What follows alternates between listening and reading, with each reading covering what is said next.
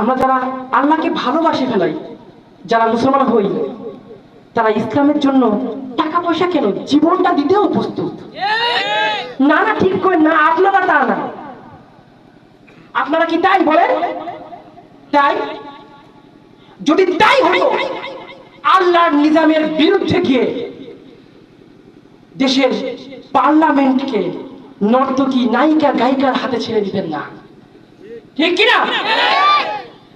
আজকে মমতা সে আমাদের সিয়াসিতটা শেখায়। হ্যাঁ, একটা দেশের মূল ক্ষমতা কোথায়? পার্লামেন্টে। সেখান থেকে আইন প্রয়োগ হয়, প্রণয়ন হয়। এই দেশের মন্ত্রী এমপিদের বিরুদ্ধে একটা কথা বললে 24 ঘন্টার মধ্যে অ্যারেস্ট ওয়ারেন্ট জারি হয়ে যায়, ঠিক কিনা? অথচ আমার নবীকে নাস্তিকরা অকথ্য ভাষায় গালি করে, তাদের অ্যারেস্টের কোনো নামগন্ধও হয় না, ঠিক কিনা? এই দেশ 95% মুসলমানের দেশ? মোটেই না। এই দেশ 94%। আমার নিজের মন্তব্য এটা। এই দেশ 95% মুসলমানের দেশ নয়, এই দেশ 94% মুনাফিকের দেশ, ঠিক কিনা? গায়ে জ্বলে না? চিন্তা করে দেখেন আপনি মুনাফিক কিনা।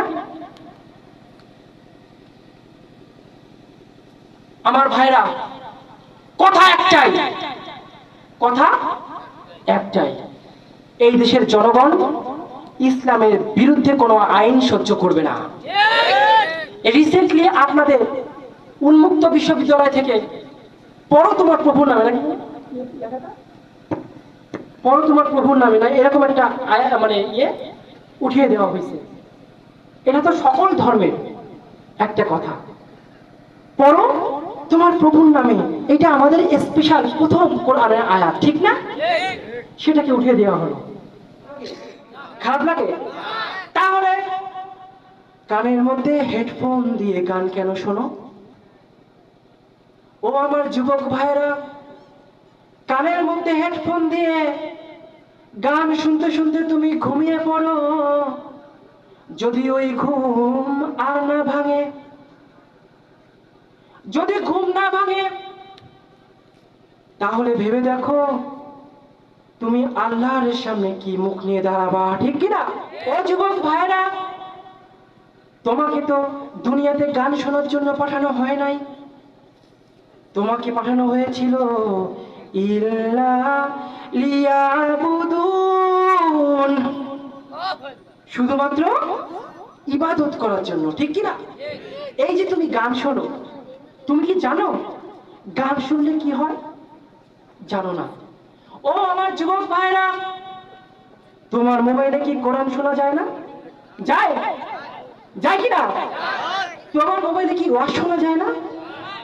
তোমার মোবাইলে কি গজল নাই? তাহলে এই সব বাদ দিয়ে তুমি সবসময় গান কেন শোনো? গান কেন শোনো? এই গান তোমার হৃদয়কে শক্ত করে দিচ্ছে, এই গান তোমার চোখের পানিকে শুকিয়ে ফেলেছে, এই গান তোমার ভেতরে আল্লাহর প্রতি মহাব্বতকে মুছে দিয়েছে, ঠিক কিনা? তাই তো যখন মসজিদে মুয়াজ্জিন ডাকে হাইয়া আলাস সালাহ, এসো নামাজের দিকে, তোমার কোনো যায় আসে না,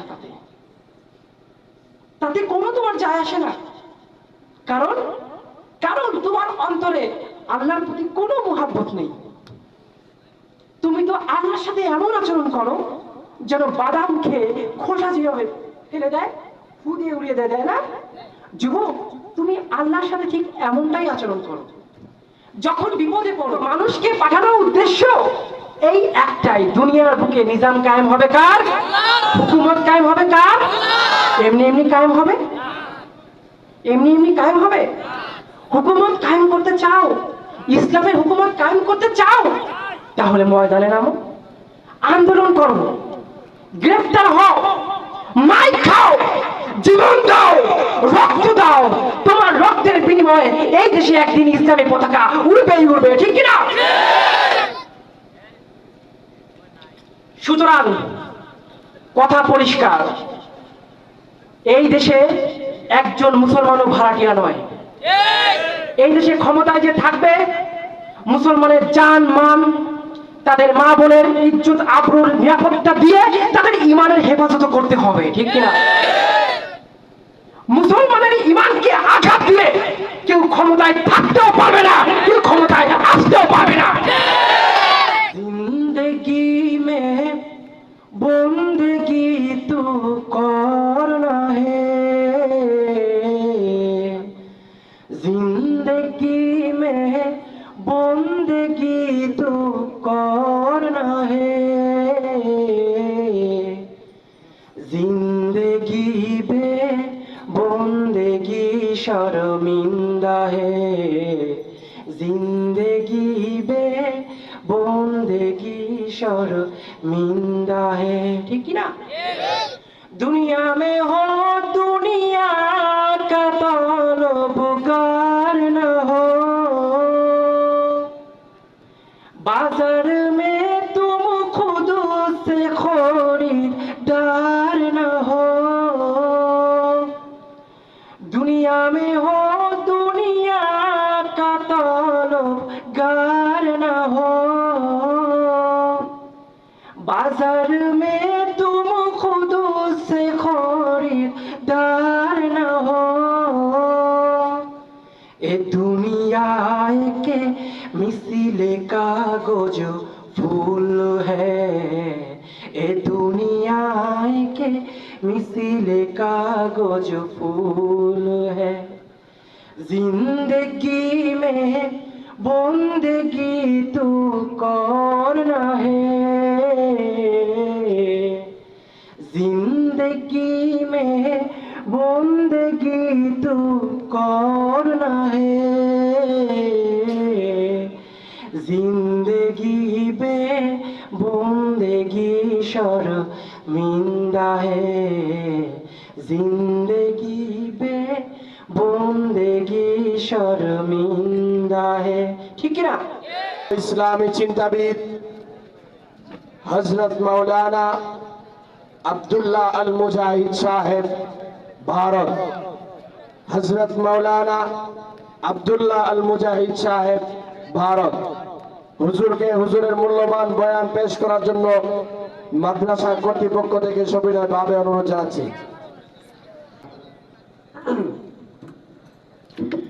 আসসালামু আলাইকুম ওয়া রাহমাতুল্লাহি ওয়া বারাকাতুহু।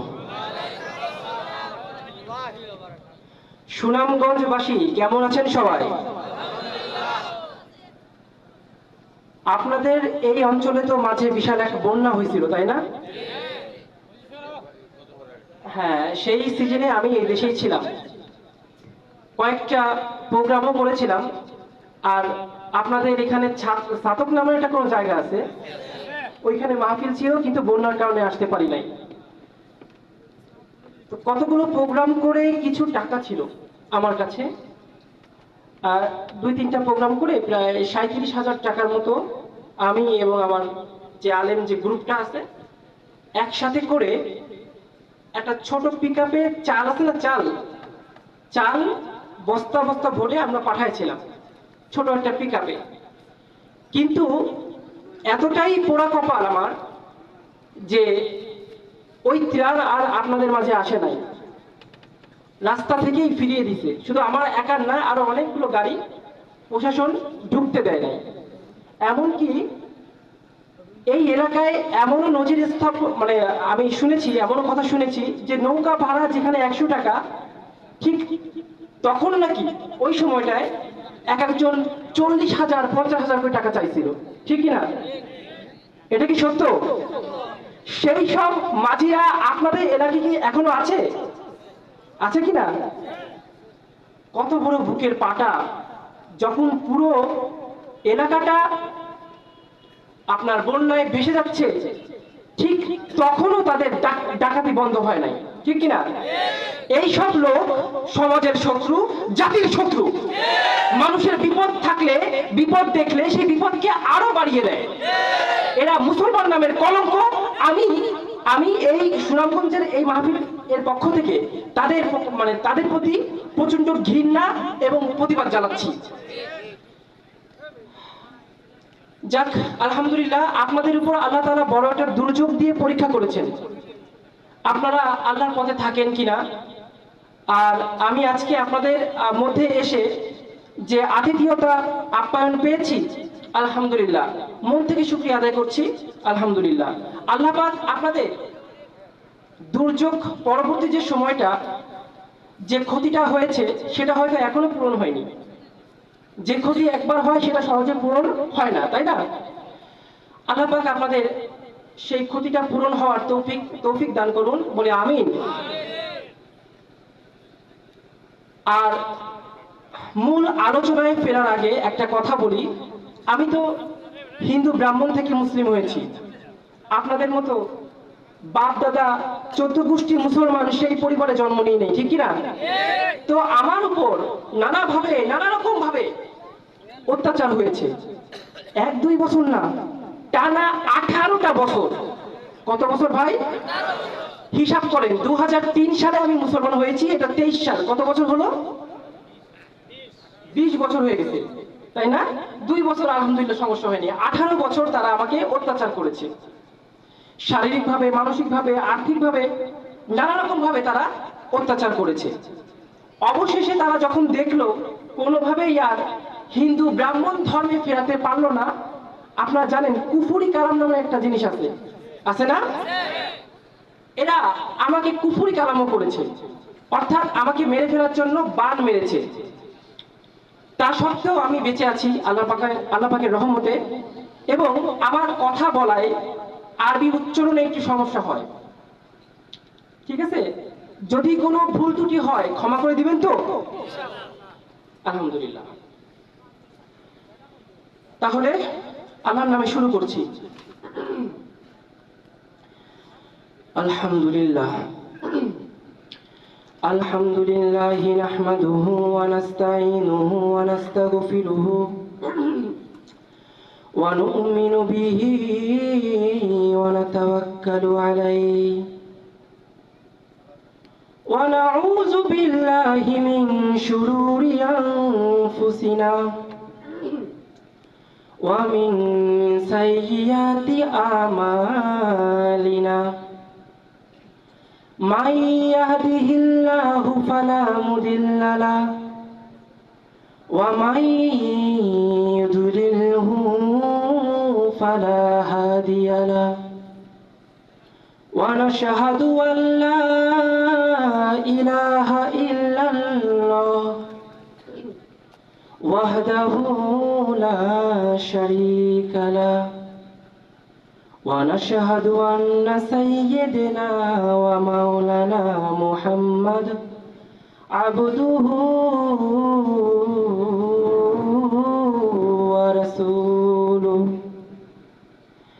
أرسله بالحق بشيرا ونذيرا وداعيا إلى الله بإذنه وسراجا منيرا।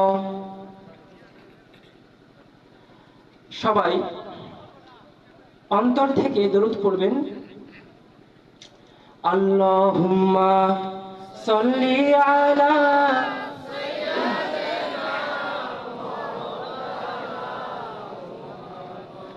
ওয়া আলা আলি সাইয়্যিদিনা মাওলানা মুহাম্মদ। আল্লাহুম্মা সাল্লি আলা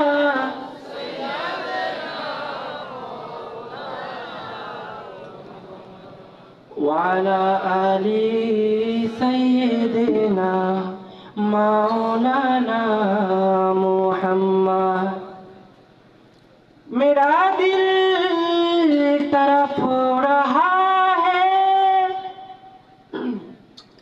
मेरा जल रहा है सीना,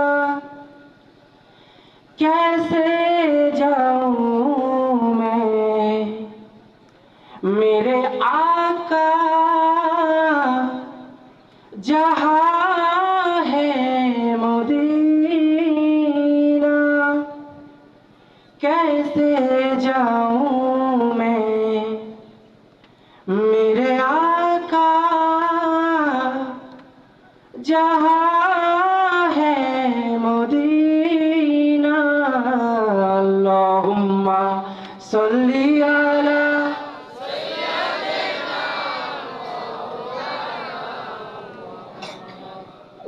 وعلى آل سيدنا মাওলানা মুহাম্মদ।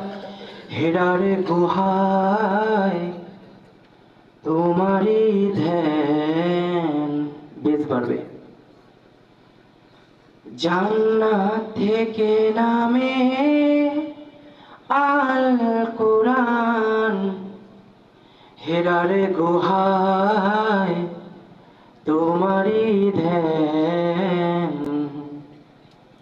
জান্নাত থেকে নামে আল কোরআন, ভাঙলো সবার ভুল তোমারই পরে, আসলো সবাই ছায়া তলে হে রাসূল। তোমাকে ভুলি আমি কেমন করে হে রাসূল, তোমাকে ভুলি আমি কেমন করে। আল্লাহুম্মা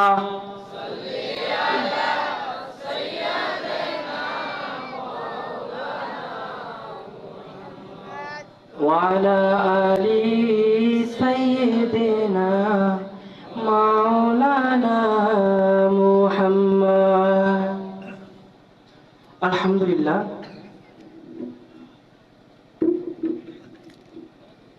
মাদ্রাসায় নূরে মদিনা ও এতিমখানা আটপাড়া, কান্দিগাঁও, ইয়ারাবাদ, শাল্লা, সুনামগঞ্জ এর উদ্যোগে তৃতীয় বার্ষিক ইসলামী মহাসম্মেলনের সম্মানিত সভাপতি, মঞ্চে উপস্থিত মুআজ্জাজ উলামায়ে কেরাম, সামনে উপস্থিত দিন দরদি তাওহীদি জনতা, আজকের এই মহিমান্বিত জলসায় এত কষ্ট করে সুখের ঘুমকে হারাম করে বাড়ির আত্মীয় স্বজনের কাছ থেকে বিদায় নিয়ে আপনারা যে জান্নাতের এই বাগিচায় এসে বসতে পেরেছেন, এই জন্য শুকরিয়া আদায় করি আলহামদুলিল্লাহ। আপনারা যখন মঞ্চের দিকে এসেছেন, আপনারা একা আসেন নাই, আপনাদের সাথে আরো কিছু মানুষ এসেছে, কিন্তু তারা এই জান্নাতের বাগিচায় এসে বসার ক্ষমতা রাখেনি, বসার তৌফিক তাদের হয়নি, ঠিক কিনা? কতটা সৌভাগ্যবান হলে আজকে এই পবিত্র কোরআনের জলসায় আপনারা এসে বসতে পেরেছেন, একবার চিন্তা করে দেখেছেন? আপনারা কি জানেন, যখন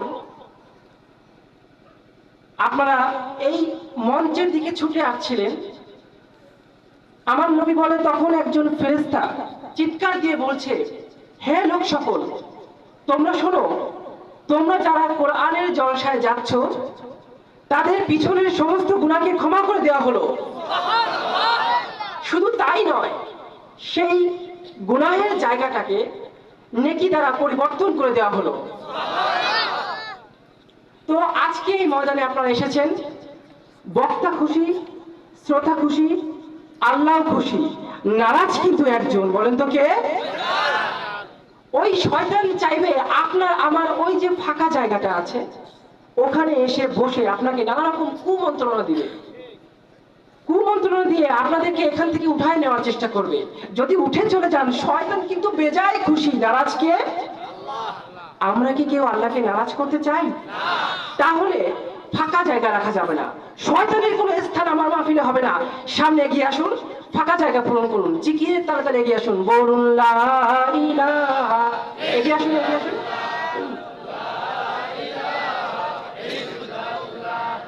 লা ইলাহা ইল্লাল্লাহ, লা এগিয়ে আসুন ভাই, ফাঁকা জায়গা পূরণ করুন। যারা দাঁড়িয়ে আছেন তারাও এগিয়ে আসুন। ইল্লাল্লাহ, লা ইলাহা ইল্লাল্লাহ, লা ইলাহা ইল্লাল্লাহ মুহাম্মাদুর রাসূলুল্লাহ। ইয়াশুল লা ইলাহা ইল্লাল্লাহ মুহাম্মাদুর রাসূলুল্লাহ। জোরে লা ইলাহা ইল্লাল্লাহ।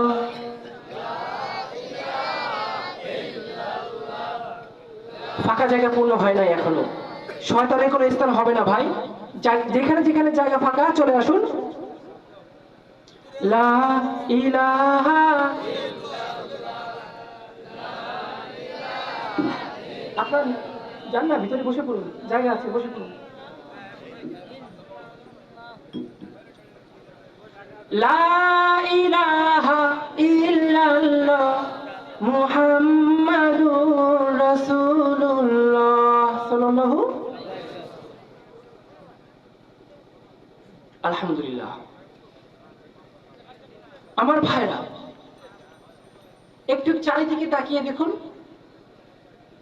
যত রকম সৃষ্টি আল্লাহ তাআলা করেছেন, কোন একটা সৃষ্টিকে আল্লাহ তাআলা এমনি এমনি সৃষ্টি করে নাই, ঠিক কিনা? প্রতিটি সৃষ্টি একটা উদ্দেশ্য আছে, ঠিক কিনা? হযরত মুসা আলাইহিস সালাম একবার হেঁটে যাচ্ছেন, ঠিক এমন সময় পাহাড়ের উপর থেকে একটা টিকটিকি মুসা আলাইহিস সালামের গায়ে প্রস্তাব করে দিল। মুসা আলাইহিস সালাম দেখে রাগ করে আসমানের দিকে তাকায়া বলে, হে আল্লাহ, এই টিকটিকিকে তুমি কেন সৃষ্টি করেছো? এর তো কোনো সৃষ্টির মানেই হয় না, কোন উদ্দেশ্যে তুমি সৃষ্টি করেছো? সাথে সাথে আল্লাহ তাআলা বললেন, হে মুসা, মাত্র 2 দিন আগে এই টিকটিকি আমাকে এই একই প্রশ্ন করেছিল। টিকটিকি আমাকে বলল, হে আল্লাহ, তুমি মুসাকে কেন সৃষ্টি করেছো? কোন উদ্দেশ্য সৃষ্টি করেছো? মুসা তো আমার কাছে কালেমার দাওয়াত পৌঁছায় না, আমাকে তোমার বাণী শোনায় না, কি কারণে তুমি তাকে সৃষ্টি করেছো? এমন কথা শুনে মুসা আলাইহিস সালাম মাথা নত করে দাঁড়িয়ে রইলেন।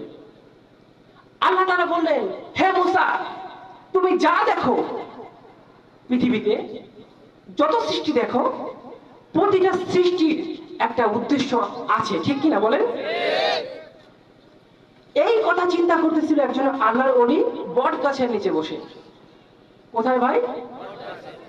বট গাছের নিচে বসে উপরের দিকে তাকিয়ে সেই আল্লাহর ওলি ভাবে, এত বড় বট গাছ, কিন্তু ফল কতটুক ছোট, গাছের তুলনায় ফল কিন্তু একদমই ছোট। আল্লাহর কাছে বললেন, হে আল্লাহ, এত বড় বট গাছের ফল কেন তুমি এত ছোট করেছো? এটার উদ্দেশ্যটা কি? এই কথা ভাবতে ভাবতে তার একটু ঘুম চলে আসলো। কি চলে আসলো? সে ওই বট গাছের নিচে একটু ঘুমানোর চেষ্টা করতেছিল, ঠিক এমন মুহূর্তে একটা ফল ছিঁড়ে তার নাকের ডগায় এসে পড়ে। অমনি তার নাকটা জ্বলে পুড়ে ছাই হয়ে যায়, চোখে যেন 7 আসমানের তারা ভেসে ওঠে। তখন সেই আল্লাহর ওলি বুঝতে পারলো, এত বড় বট গাছ যদি ফলটাও বড় হতো, তাহলে নিচে যারা আছে, যারা রেস্ট নেয়, যারা ছায়া একটু ঘুমানোর চেষ্টা করে, তাদের কপালে কি হইতো, ঠিক কিনা? এই কথা চিন্তা করে সেই আল্লাহর ওলি আসমানের দিকে তাকিয়ে বলল, হে আল্লাহ, আমি স্বীকার করছি, কোনো একটা জিনিসকেও তুমি উদ্দেশ্যবিহীন সৃষ্টি করো নাই। সুবহানাল্লাহ। এই কথা বলতে বলতে সে জিকিরে মত্ত হয়ে গেল। লা ইলাহা ইল্লাল্লাহ, জোরে লা ইলাহা ইল্লাল্লাহ, লা ইলাহা ইল্লাল্লাহ মুহাম্মাদুর রাসূলুল্লাহ। কোনো খালিক নেই তুমি ছাড়া, কোনো মালিক নেই তুমি ছাড়া, কোনো মাবুদ নেই তুমি ছাড়া, কোনো মাশুক নেই তুমি ছাড়া, ঠিক কিনা? এই জীবনে তোমার মতো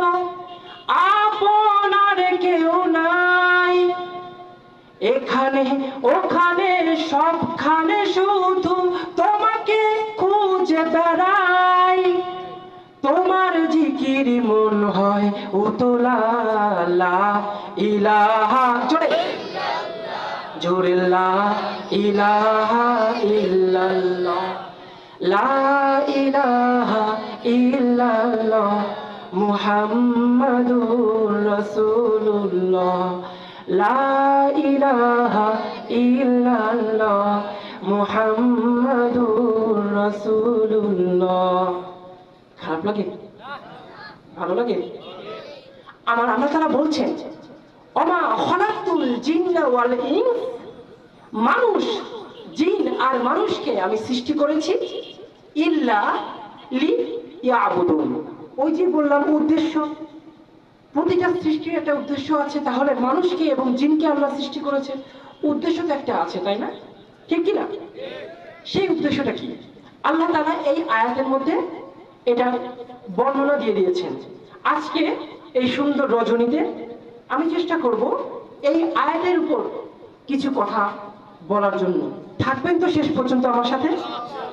আমি অনেক দূর থেকে আপনাদের মাঝে এসেছি, প্রায় 24টা ঘন্টা জার্নি করে আপনাদের মাঝে আমাকে আসতে হয়েছে। আলহামদুলিল্লাহ, আপনাদের উপস্থিতি দেখে আমার অন্তরটা জুড়িয়ে গিয়েছে, আলহামদুলিল্লাহ। তবে ওয়াদা করতে হবে, শেষ পর্যন্ত থাকতে হবে। রাজি আছেন? শেষ পর্যন্ত মোনাজাত করে তারপর যেতে হবে। রাজি আছেন? কে কে চলে যাবেন হাত তুলে দেখান।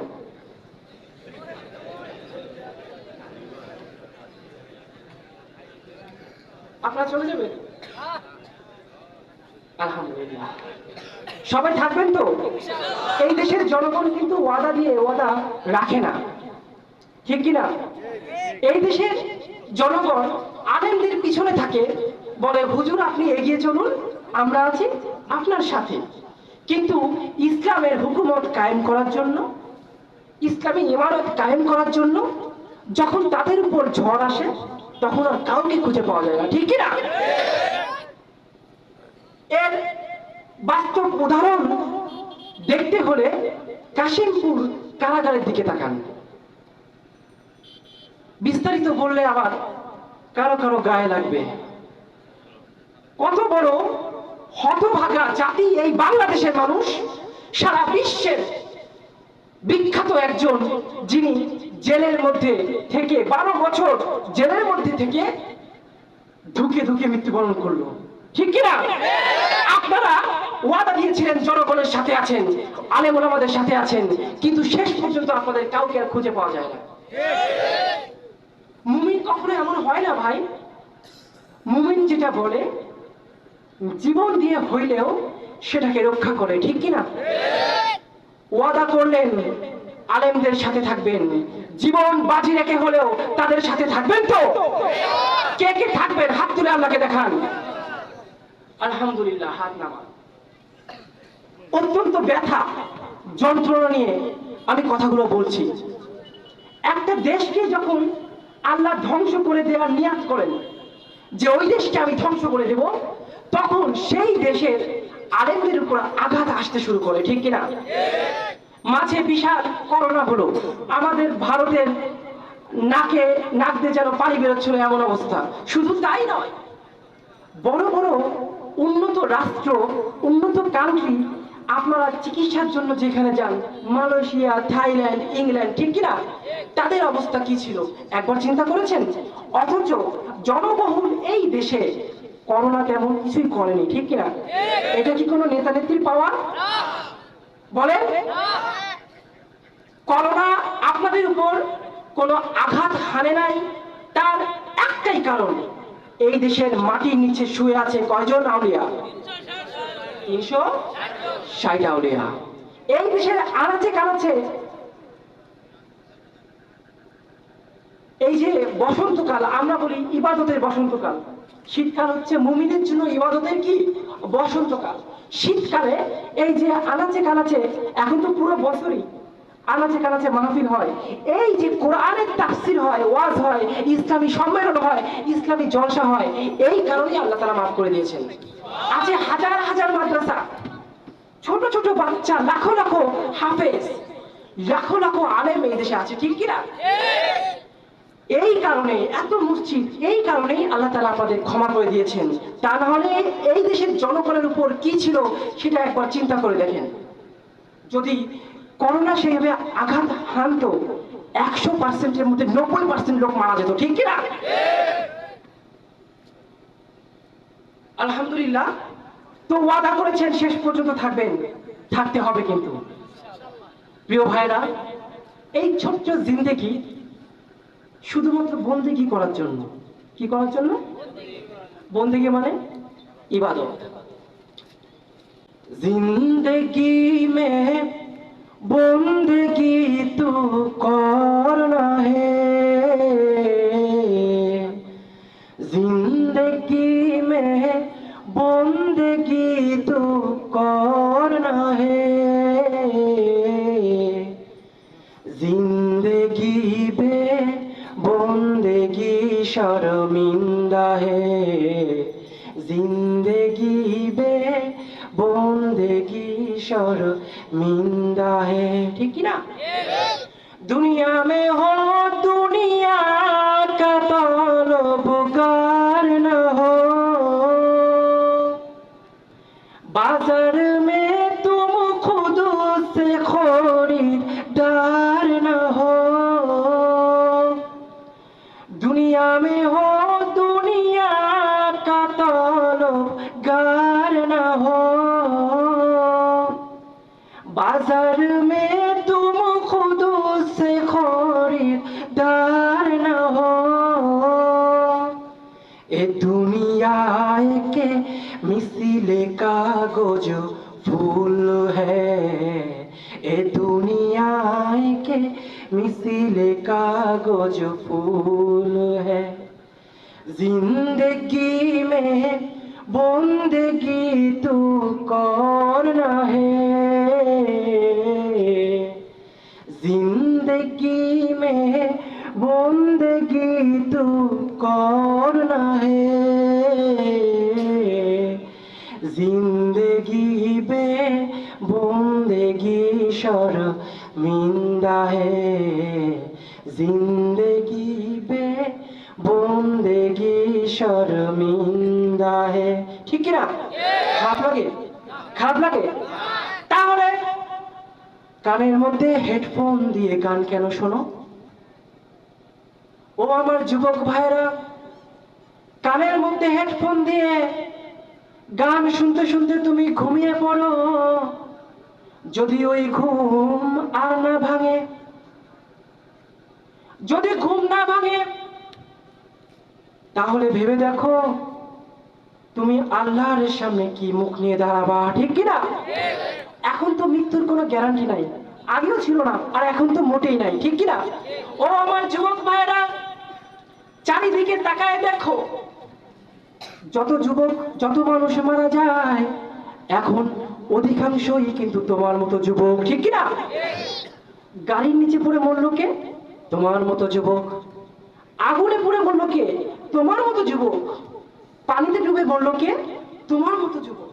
হারাম রিলেশন করে প্রেমিকার সাথে দেখা খেয়ে গলায় ফাঁসি দিল কে? তোমার মতো যুবক, ঠিক কিনা?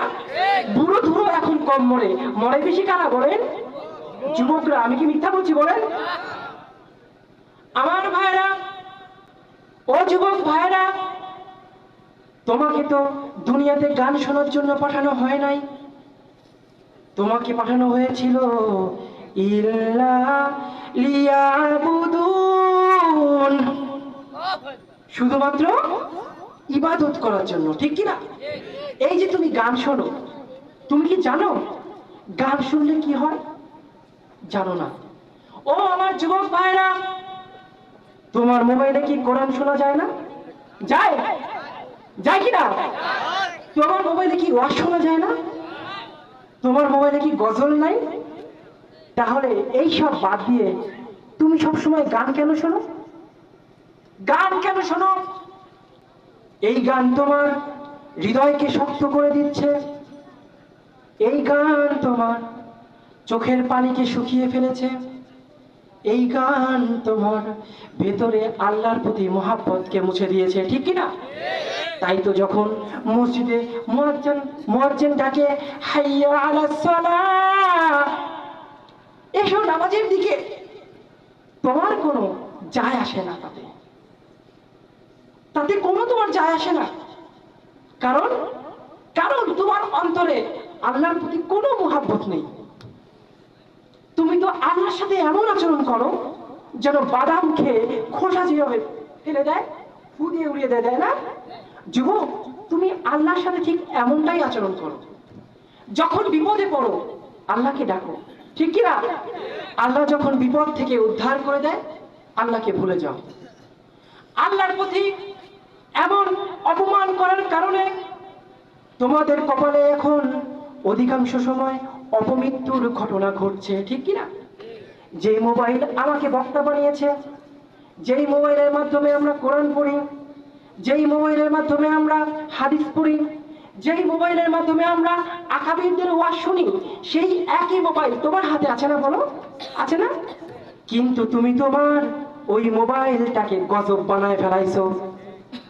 তোমার মোবাইলে তুমি সারাদিন ফেসবুকে আজে বাজে ছবি দেখো, কোথায় কোন মেয়ে কি করছে সেটা দেখো, কোন নায়িকা কি করছে সেটা দেখো। ও আমার যুবকরা, তুমি যে লাইক দিচ্ছ, একটা মেয়ের ছবিতে লাইক দিলে এই আঙ্গুল কি কিয়ামতের মাঠে তোমার বিরুদ্ধে সাক্ষী দেবে না? বলো, দেবে কিনা? অস্বীকার করার কোনো উপায় নেই, যা হবে সব লিখিত, ঠিক কিনা? যা হবে কি সব লিখিত। তুমি যা করছো সবকিছুই কি করছে? লিখে ফেলছে। কে লিখছে? ফেরেশতা। কিয়ামতের মাঠে এই হাত তোমার বিরুদ্ধে সাক্ষী দেবে, ঠিক কিনা? आए थे हम कुछ ना कुछ खरीदने को, जैसे रोशन हो मेरे कल्ब रूह। आए थे हम कुछ ना कुछ खरीदने को, जैसे रोशन हो मेरे कल्ब रूह। और ना कोई चारा दो जहां में नहीं, और ना कोई चारा दो जहां में नहीं। जिंदगी में बंदगी तू करना है, जिंदगी में बंदगी तू करना है। जिंदगी में बंदगी शर्मिंदा है, जिंदगी में बंदगी शर्मिंदा है। খারাপ লাগে? তাহলে ওয়াদা করতে হবে, আজকের পর গান আর কেউ শুনবো না। ওয়াদা করেছি আমরা, ওয়াদা করেছি যুবক, গান শুনবো না। কে কে হাত তুলে আল্লাহকে দেখাও তো।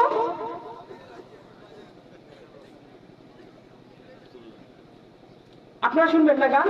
হাত তোলেন, দেখেন আল্লাহকে, সাক্ষী রাখেন আল্লাহকে। আলহামদুলিল্লাহ।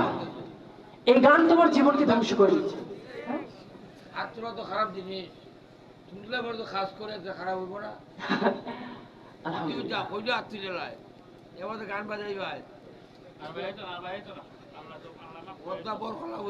আমার ভাইরা, এই যে হারাম গান শোনো, সবসময় কবিরা গুনার মধ্যে লিপ্ত থাকো, এই কারণে মৃত্যুর সময় কালেমা নসিব হয় না। এই কারণে মৃত্যুর সময় তোমার কোনো তওবা নসিব হয় না, ঠিক কি না? খবরদার, আজ থেকে গান আর শুনবো না। আমাদের মুসলমানদের আবার কুলকুলিটা বেশি। এই যে বাংলাদেশে এত পূজা হয়, কতজন হিন্দু আছে বলেন তো? মাত্র 1 কোটি। আর মুসলমান কতজন বলে? 17 কোটি। 17 কোটি মুসলমান আর হিন্দু মাত্র 1 কোটি। অথচ তাদের মন্দিরে উপচে পড়া ভিড়, ঠিক কিনা? ওইখানে যায় কারা? ওইখানে যায় কারা? তোমার আমার মতো যুবক মুসলমানরা সেখানে যায়, ঠিক কিনা? আমার ভাইরা, আল্লাহ তাআলার সঙ্গে শিরক হচ্ছে, আল্লাহকে অপমান করা হচ্ছে, আল্লাহকে অপদস্থ করা হচ্ছে, আর তুমি সেখানে গিয়ে ডিজে পার্টিতে ড্যান্স করো, তাই না? তুমি মুসলমান। তুমি রমজান এলে রাখো না রোজা, দিনকে করো আখা, দিন দক্ষিণা খেয়ে মরে দাও না তো যাকাত, ঠিক কি না? তুমি রমজান এলে রাখো না রোজা, দিনকে করো আখা, দিন দক্ষিণা খেয়ে মরে দাও না তো যাকাত। তুমি ইমানদারের বড়াই করো, নেই তোমার ঈমান, তুমি কেমন মুসলমান, ঠিক কি না? তুমি যদি ভাই এখান দিয়ে, তুমি যদি সত্যিকারের মুসলমান হতে, তবে যেখানে আল্লাহর সাথে শিরক হয় সেখানে কখনোই যেতে পারতে না, ঠিক কিনা বলো? ঠিক কিনা? ওইখানে গিয়ে তোমরা যে প্রসাদ খাও, আমি তো একটা হিন্দু ব্রাহ্মণের ছেলে, আমি কার ছেলে বলেন? হিন্দু ব্রাহ্মণের ছেলে। ওই পূজা তো একসময় আমিও করেছি। ওই পূজা কি করেছি ভাই? আমিও করেছি। আমি জানি কি হয় ওই পূজাতে। আল্লাহকে অকথ্য ভাষায় গালাগালি করে, সংস্কৃত ভাষায় কালী, দুর্গা, এই জাতীয় যে হিন্দু দেবতা আছে এদের প্রতি অভ্যর্থনা জানিয়ে এদেরকে ভগবান সৃষ্টিকর্তা মনে করে তাদের সামনে খাবার দেওয়া হয়, ঠিক কিনা? ওই খাবার আবার মুসলমান আঙ্গুল চেটে চেটে খায়। লজ্জা লাগে না? তোমাদের ইসলাম ধর্ম দেখে হাজার হাজার অমুসলিম এখন মুসলিম হয়ে যাচ্ছে, ঠিক কিনা? আর তোমরা যুবকরা নিজেরা প্রতিটা মুহূর্তে ইসলামকে জবাই করছো, ঠিক কিনা? আমি একটা হিন্দুর ছেলে হয়ে মাথায় টুপি পড়তে, জুব্বা পড়তে লজ্জা লাগে না? আর তোদের মতো যুবকরা কলঙ্ক, ইসলামের মুসলমান নামের কলঙ্ক, যারা মানে কি বলে দাড়ি টুপি তো দূরের কথা, আলেমদের সহমতে একটু সময়ও দেয় না, ঠিক কিনা? এই দেশে এই যে এত নাচ গান হয়, কনসার্ট হয়, সার্কাস হয়, আজ পর্যন্ত কতগুলো কনসার্ট বন্ধ হয়েছে বলেন তো? কিন্তু আপনার আমার মতো মুসলমান যুবকরা একের পর এক তাফসীর বন্ধ করে দেয়, ঠিক কিনা? এরা আবার নিজেকে মুসলমান দাবি করে। হ্যাঁ, ঈমান আনা যতটা সহজ, ঈমান যাওয়াও তার থেকে বেশি সহজ, ঠিক কিনা? আমাদের যে কখন ঈমানটা চলে গেছে আমরা নিজেরাও জানি না রে ভাই। আরে সামান্য কোরআন শরীফের দিকে একটু আর চোখে তাকালে ঈমান চলে যায়, ঠিক কিনা? আর প্রতিদিন সকালে তোমার ছেলেকে, তোমার মেয়েকে স্কুলে পাঠাও, কলেজে পাঠাও, আর মাদ্রাসাগুলো হা করে চেয়ে থাকে, হায় রে মুসলমান, তুই তো আমার বুকে আসবি, তোমার স্থান তো আমার বুকে, তোর স্থান তো ছিল আমার বুকে, তুই তো মাদ্রাসায় পড়বি, ঠিক কিনা? জোয়ান বয়সে ছেলে মেয়েদেরকে মাদ্রাসায় পড়ায় না, বুড়ো বয়সে যখন বৃদ্ধাশ্রমে রেখে দেয় তখন আল্লাহকে গালি দেয়, আছে না নাই? যুবক বয়সে তুমি কোরআনকে অপমান করেছ, যুবক বয়সে তুমি তোমার সন্তানকে মাদ্রাসায় পড়াও নাই, তোমার স্থান ওই বৃদ্ধাশ্রমে হবে ছাড়া কোথায় হবে বলো তো? আমার ভাইরা, বলছিলাম আমাদেরকে সৃষ্টি করা হয়েছে একটাই মাত্র উদ্দেশ্য, অন্য কোনো উদ্দেশ্য নয়। কি উদ্দেশ্য? ইল্লা লিয়াবুদু। ইল্লা মানে কি জানেন? শুধুমাত্র। ইল্লা মানে কি? ইল্লা মানে কি? শুধুমাত্র। আমরা সাইডে যারা আছি দাঁড়ায় আছি, মেহরবানি করে রাস্তাটা ক্লিয়ার করি ভাই, রাস্তাটা ক্লিয়ার করেন ভাই, দয়া করে প্যান্ডেলে বসেন, যথেষ্ট পরিমাণ জায়গা আছে। স্বেচ্ছাসেবক যারা আছে সবাইকে বসায় দেন, মেহরবানি করে বসায় দেন সবাইকে। আল্লাহর রহমতে যতগুলো প্রোগ্রাম করি সব প্রোগ্রামে প্রধান বক্তা আমি, প্রধান অতিথি আমি, আমাকে শেষে দেয়। কিন্তু মাহফিল কমিটি কি বলা থাকে, খবরদার আমি আসা অবস্থায় তাকবীর চলবে না, কোন রকম ধ্বনি চলবে না, কারণ কোরআনকে অফ করে দিয়ে তাকবীর চলবে না, ঠিক কিনা? ঠিক কিনা? আরে বক্তা বলো নাকি আল্লাহ কোরআন বলো? তাহলে এই ভুলটা কখনো করা যাবে না। আমি কোনো ভুল ধরছি না, আমি তাকওয়ার কথা বলছি। আমরা আলেমরা যদি তাকওয়াটাকে বাদ দিয়ে দিই, জনগণ পাবে ঘোড়ার ডিম, ঠিক কিনা? আমরা আলেমরা আজকে যারা এই ময়দানে বয়ান করি, এই ওয়াজে বয়ান করি, এখন এই ওয়াজটাকে ব্যবসা বানায় ফেলাইছি, ঠিক কিনা? এই যে আমি মাহফিলে আসছি, যতগুলো মাহফিল করছি, কোনো পয়সা কি কখনো কন্ট্যাক্ট করেছি? করি নাই। কখনো কি খাওয়াবে? না। এই যে কত খাবার আমার সামনে দিছি, আমি পেট ভরে খাবার খাইনি, পেটে আমার এখনো ক্ষুধা। এই ক্ষুধা অবস্থায় বাসায় ফিরে যাব, বাসায় গিয়ে পেট ভরে খাবো, তবু মাহফিলের ময়দানে কখনো পেট ভরে খাবারটাও খাই না। কেন? কিয়ামতের মাঠে যদি আল্লাহ এই বক্তাকে, আমি তো তুমি বক্তা, ছোট হই বড় হই, বক্তা কিনা, দিনের দায়ী কিনা, আল্লাহ বলবে না তুমি বক্তা কিনা। যদি তুমি বক্তা হও, দিনের দায়ী হও, তবে তুমি হক পথে ছিলে কিনা এই প্রশ্ন তোমাকে করা হবে, ঠিক কিনা?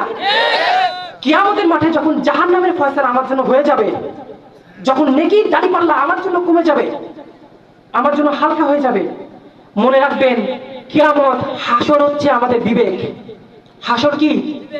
সবসময় নিজের বিবেককে হাসরের ময়দান, নিজের বিবেকের ময়দানে আপনি হাসরের মাঠ কায়েম করবেন, নিজেকে আসামির কাঠগড়ায় দাঁড় করাবেন, দেখবেন আপনি কি কি ভুল করেছেন। কিয়ামতের আমি এমনটাই ফিল করে চলি, এমনটাই অনুভব করি যে কিয়ামতের মাঠে আমাকে দাঁড় করিয়েছে আল্লাহ, ঈমান এনেছি, এ করেছি, তাই করেছি, 18 বছর নির্যাতন সহ্য করেছি, এত কিছু করা সত্ত্বেও আমার গুনাহের পাল্লা কি ভারী, নেকির পাল্লা হালকা। আমি নিজেই ফিল করি, অনুভব করি। আমি আল্লাহকে বললাম, হে আল্লাহ, আমি তো ওয়াজ করতাম, কি করতাম? ওই ওয়াজের নেকি এবার তুমি মাপো। তখন আল্লাহ তাআলা যারা কন্ট্যাক্ট করে, এই খাবো তাই খাবো, 5 স্টার হোটেলে আমাকে রাখতে হবে, এমন আছে না বক্তা? 70,000 80,000 টাকা নেয়, এমন আছে না? ওই রকম আমি নিজেকে ফিল করি যে আমি সেই কন্ট্রাক্টকারী বক্তা, ধর্ম ব্যবসায়ী। তো আল্লাহ বলছে, তোমার তো নেকি কম হয়ে গেছে, তাই না? তাহলে তুমি ওয়াজের বিনিময়ে কি চাও? আমি বলছি, আল্লাহ আমি নেকি চাই। তখন আল্লাহ আমাকে বলছেন, কিসের নেকি? তুমি ওয়াজ করেছো, মোটা অঙ্কের টাকা নিয়েছো না, বাড়ি গাড়ি বানিয়েছো না, মানুষকে বলেছো তাকওয়া করো, মানুষকে বলেছো নফসকে দমন করো, আর নিজের 5 তলা বিল্ডিং আছে না নাই? নিজের এসি করা গাড়ি আছে না নাই? তুমি টাকা নিয়েছো, উত্তম মাধ্যম খাইছো। উত্তম মাধ্যম কি ভাই? খাইছো, এ খাবো তা খাবো, হাঁসের গোশ খাবো, হ্যান খাবো ত্যান খাবো, উত্তম মাধ্যম খাইছো। আর আমি তোমাকে অজস্র সম্মান দিয়েছি, ঠিক কিনা? সারা বিশ্ব তোমাকে এক নামে চিনত, ঠিক কিনা? তুমি এই ময়দানে, এই হাসরের ময়দানে, এই ওয়াজের বিনিময়ে আমার কাছে কি চাও? আর দেয়ার কি আছে, ঠিক কিনা? এই ভয়তে আমি কন্ট্যাক্ট করি না, এই ভয়তে আমি খাবারও কখনো কন্ট্যাক্ট করি না, কখনো ভাব ভঙ্গি দেখাই না। তাই যেই বক্তা আসুক, বিশেষ বক্তা হোক, ছোট বক্তা হোক, বড় বক্তা হোক, বক্তার কোনো ছোট বড় নাই, ঠিক কিনা? সবাই আমরা দিনের দায়ী, ঠিক কিনা? এই প্রধান অতিথি, বিশেষ অতিথি, এগুলো বন্ধ করা উচিত, ঠিক কিনা? তো এইগুলো করা যাবে না, কারো বয়ানকে থামিয়ে দিয়ে অন্য কাউকে প্রাধান্য দেওয়া যাবে না, কারণ আমরা সবাই সমান, ঠিক কিনা? যেটা বলছিলাম, আল্লাহ তাআলা, কতক্ষণ আছে আমার সময়? করলে তো সারা আপনি উঠবেন না রে ভাই। আল্লাহ তাআলা বলছেন, হে বান্দা, তোমাদেরকে সৃষ্টি করেছি একটা মাত্র উদ্দেশ্যে। এর আগে জিনকেও সৃষ্টি করেছিলাম। কাকে সৃষ্টি করেছিলাম ভাই? জিনকে। জিনকে সৃষ্টি করেছিলাম, কারণ আল্লাহ বলছে ওমা খলাকতুল জিন। আগে কি বলেছে? জিনের কথা। জিনকে দিয়ে পৃথিবীতে লক্ষ লক্ষ বছর হুকুমত করিয়ে আল্লাহ তাআলা নিজের নিজামকে কায়েম করতে চেয়েছিল, কিন্তু সেই জিনটা তা হতে দেয় নাই। একের পর এক জিন আল্লাহর সাথে ওয়াদাবদ্ধ হওয়ার পরেও দুনিয়াতে এসে আল্লাহর সাথে বেয়াদবি করেছে, গাদ্দারি করেছে।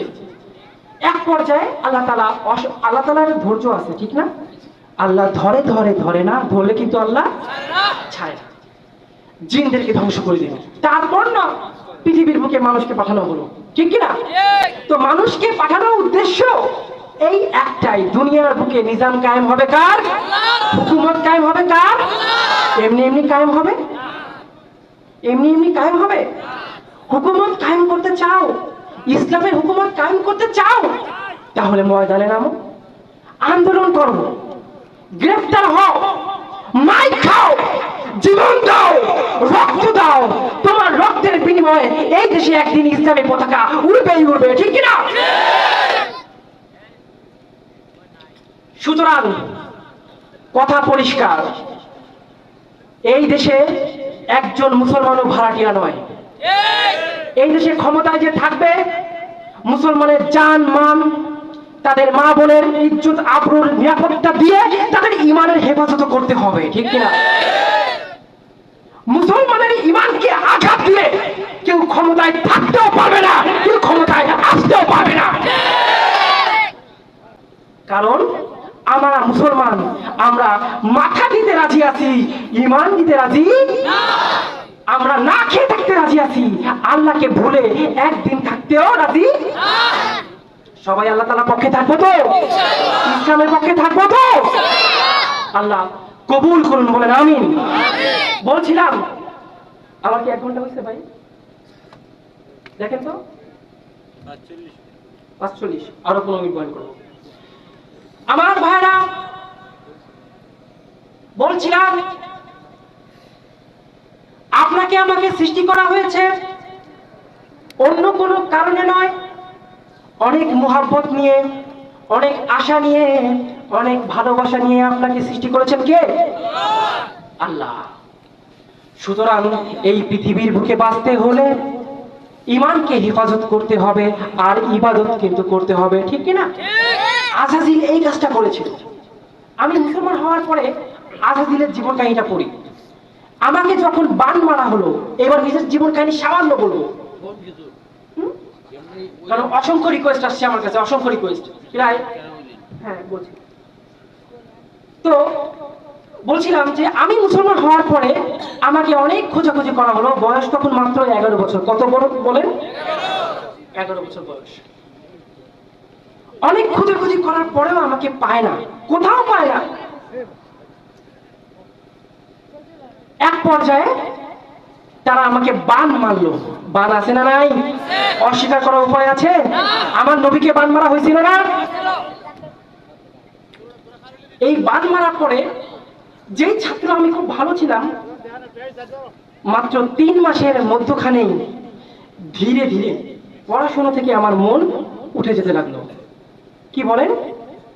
পড়াশোনা থেকে মন উঠতে লাগলো, আর মন শুধু বাড়ি ফিরতে চায়।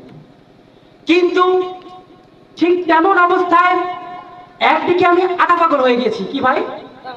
আধা পাগল। ওই যে বান মারছে, আমি 14টা মাদ্রাসায় ঘুরেছি। কয়টা মাদ্রাসায়? সব বড় বড় মাদ্রাসা। তবুও বাড়ি ফিরে যায়নি। আজকে এখানে 1 বছর, কালকে ওইখানে 1 বছর, পরশুদিন ওইখানে 1 বছর, কিন্তু বাড়ি ফিরে যায়নি। তো আধা পাগল হয়ে ঘুরতে লাগলাম। ঠিক সেই মুহূর্তে আল্লাহ তাআলা আমার দিলের মধ্যে একটা কালেমা দান করে দিল। কি দান করলো ভাই? আল্লাহ তাআলা আমার জবানে জারি করে দিল, লা ইলাহা ইল্লাল্লাহ। বলেন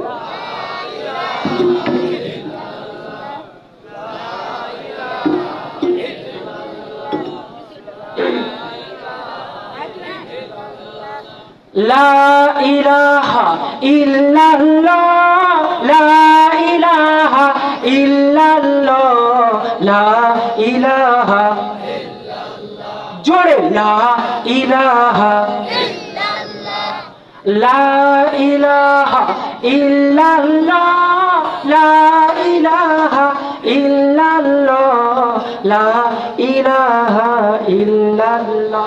জোরে লা ইলাহা ইল্লাল্লাহ। আমার ভাইরা,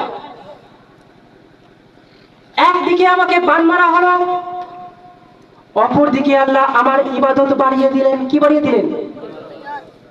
এইবার ক্লাস ফাঁকি দিয়ে আমি নদীর পাড়ে বসে ধান খেতে বসে বসে জিকির করা শুরু করলাম।